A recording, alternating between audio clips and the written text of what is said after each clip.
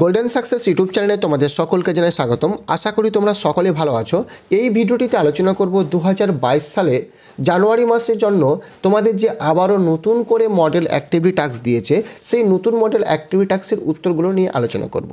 এই ভিডিওটিতে আলোচনা করব তৃতীয় শ্রেণীর গণিতের মডেল অ্যাক্টিভিটি টাস্কের উত্তর নিয়ে। তাই কথা না বাড়িয়ে ভিডিওটি শুরু করি। তার আগে ছোট্ট একটা রিকোয়েস্ট, চ্যানেলে প্রথম হলে অবশ্যই পরবর্তী নতুন ভিডিও পাওয়ার জন্য চ্যানেলটি সাবস্ক্রাইব করে রাখবে। দেখো এখানে নিচের প্রশ্নগুলির উত্তর লেখো। 1 নম্বর, ঠিক উত্তরটি বেছে নিয়ে লেখো। 1 ক, একটি ঘুড়ি 3টি ঘুড়িকে কেটেছে। কাটার আগে এই 3টি ঘুড়ি 5টি ঘুড়িকে কেটেছে। মোট কাটা ঘুড়ির সংখ্যা হলো। দেখো আগে কেটেছিল 5টি ঘুড়িকে আর একটি ঘুড়ি কেটেছে 3টি ঘুড়িকে, অর্থাৎ টোটাল কত হচ্ছে 5 আর 3 হচ্ছে 8টি। তাহলে এটা আমাদের উত্তর হয়ে যাবে ডি নম্বর 8টি। ঠিক আছে, তারপরে দেখো 1 খ নম্বর প্রশ্ন, রমজান 2টি গন্ধরাজ লেবু আর একটা বেল কিনল।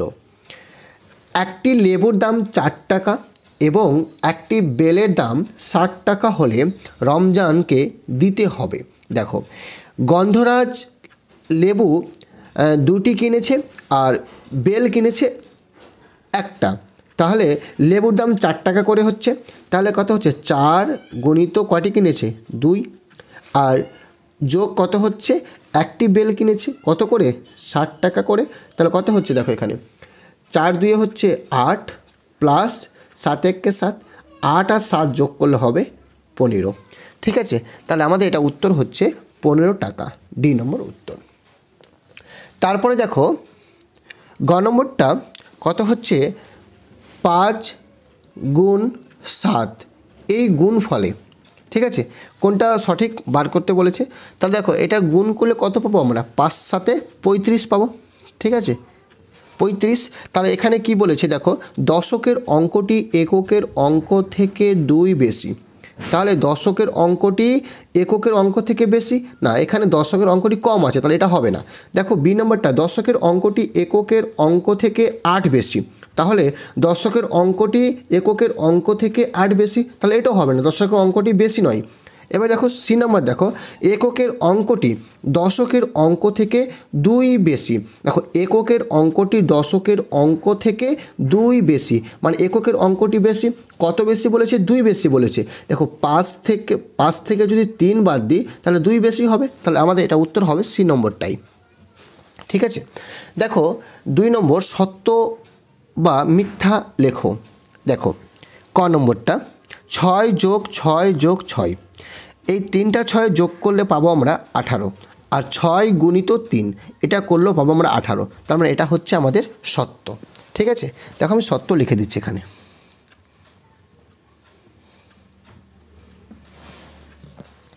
তারপরে দেখো খ নম্বরটা 4 যোগ 6, 4 আর 6 যোগ করলে হবে 10, আর 12 থেকে 3 বাদ দিলে হবে 9। তাহলে এটা সত্য নয়, এটা লিখে দেবো মিথ্যা।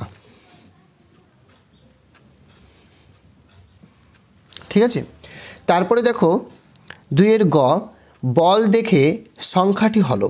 দেখো এককের ঘরে বল কটা রয়েছে, 1টা 2টা 3টা, তাহলে এককের ঘরে 3টা রয়েছে। ঠিক আছে, আর দশকের ঘরে রয়েছে কটা 1 2, তাহলে রয়েছে 23, তাহলে সংখ্যাটি হবে 23 হবে। কত বলেছে, বল দেখে সংখ্যাটি হলো 32, তাহলে এটা হবে আমাদের মিথ্যা।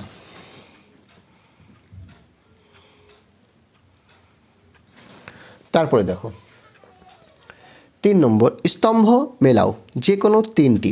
দেখো এখানে 2 অঙ্ক বিশিষ্ট সংখ্যার এককের অঙ্কটি 4 এবং দশকের অঙ্কটি 5 হলে সংখ্যাটি কত হবে। দেখো এককের অঙ্কটি বলেছে 4 আর দশকটি বলেছে 5, তাহলে 5 আর 4 54, তার সংখ্যাটি হবে 54।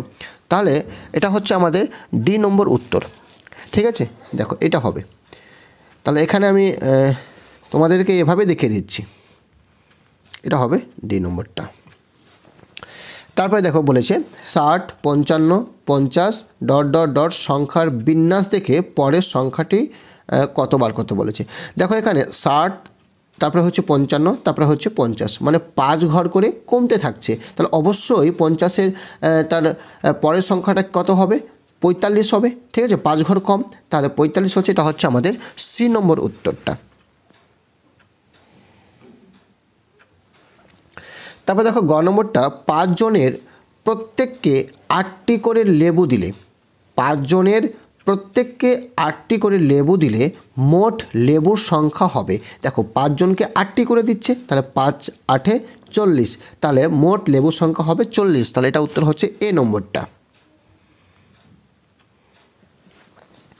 তারপর দেখো ঘ নম্বরটা, অবশ্যই এটাই হবে, তো দেখে নাও, পড়ে নিচ্ছি। একটি থালায় 20টি সন্দেশ এবং অপর একটি থালায় 10টি সন্দেশ থাকলে মোট সন্দেশের সংখ্যা হবে। দেখো 20টি আর 10টি মোট হচ্ছে 30টি, তাহলে এটা হচ্ছে আমাদের বি নম্বর উত্তর। আশা করি বুঝতে পেরেছো। দেখো তারপরে 4-এর ক নম্বর বলেছে যোগ করো, ঠিক আছে। তো তোমরা যোগটা কিভাবে করবে দেখে নাও, এভাবে তোমরা যোগটা করে নেবে, ঠিক আছে।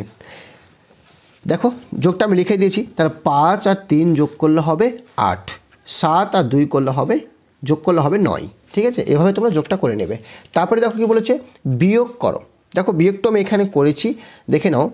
8 থেকে 5 বাদ দিলে হবে 3 এবং 5 থেকে 3 বাদ দিলে হবে 2, ঠিক আছে। তারপরে দেখো ভাগ করো বলেছে, এটাও দেখে নাও, করা আছে এখানে 4-এর গ। দেখো কত বলেছে, 52কে 4 দিয়ে ভাগ করতে বলেছে।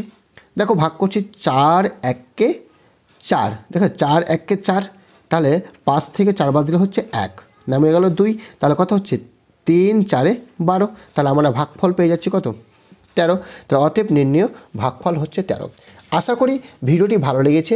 এরকম পরবর্তী নতুন নতুন ভিডিও পাওয়ার জন্য অবশ্যই চ্যানেলটি সাবস্ক্রাইব করে রাখবে।